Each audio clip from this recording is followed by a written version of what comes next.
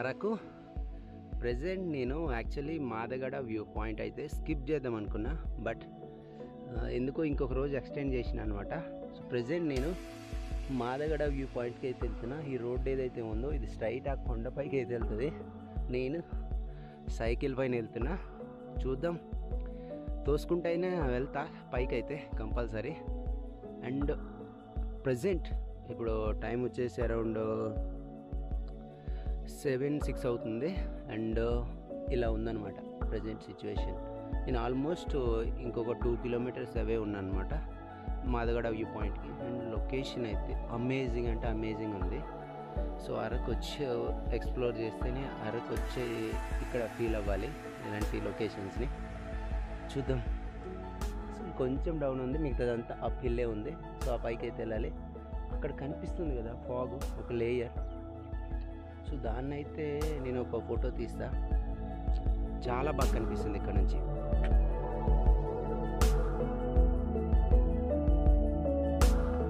So Madagada view point Araku valley నుంచి exactly 10 kilometres దూరంలో అయితే ఉంది. ఒక 8 కిలోమీటర్స్ వరకు మంచి రోడ్డే ఉంది. తర్వాత అయితే విలేజ్ నుంచి రైట్ తీసుకొని వెళ్ళాలన్నమాట. కొంచెం రోడ్ అయితే బాగాలేదు, బట్ ఓకే, వెళ్ళొచ్చు అనమాట పైకి అయితే.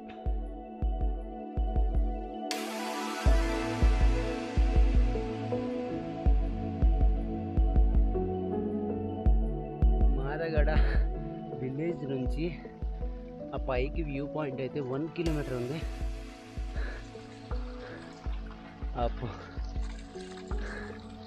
అయితే లక్కీలీ నాకు ఇక్కడైతే వాటర్ దొరికింది. నేను కింద నుంచి వాటర్ తీసుకురాలే, మర్చిపోయినా.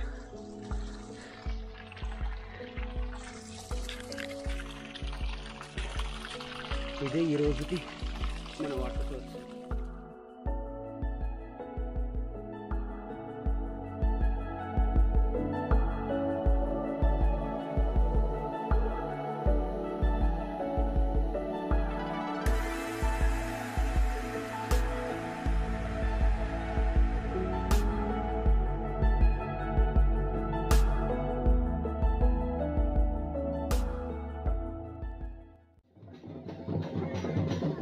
ప్రజెంట్ నేను మాదగడ వ్యూ పాయింట్ దగ్గర అయితే ఉన్నా. పైకి వచ్చేసిన తోసుకుంటూ సైకిల్. అండ్ వ్యూ అయితే చూడండి ఒకసారి. ఫాగ్ అయితే వెళ్ళిపోయింది. ఇంకొంచెం ఎండ వచ్చిన తర్వాత అయితే మొత్తం క్లియర్గా కనిపిస్తుంది. ఫుల్ దింసా డ్యాన్స్ అయితే నడుస్తుంది వెనక. సౌండ్ వింటున్నారు కదా.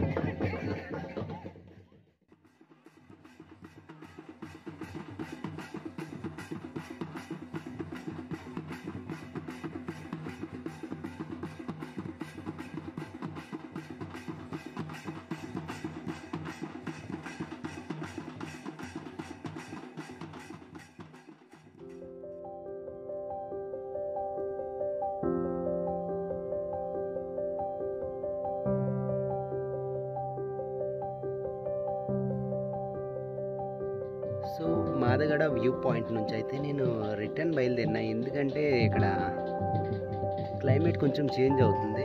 ఈ ముందు చూసారా, మొత్తం మబ్బులుగా అయితే ఉంది. వర్షం పడితే నా దగ్గర ఎక్విప్మెంట్ చాలా ఉంది, తడిసిపోతుంది. సో అందుకే కొంచెం తొందరగా బయలుదేరుతున్నా. అలాగే ఆ మంచు ఏదైతే ఉందో అక్కడ క్లియర్ తొందరగా అవ్వట్లేదు. సో టైం పట్టేట ఉంది. అందుకోసమే రిటర్న్ అయితే కింద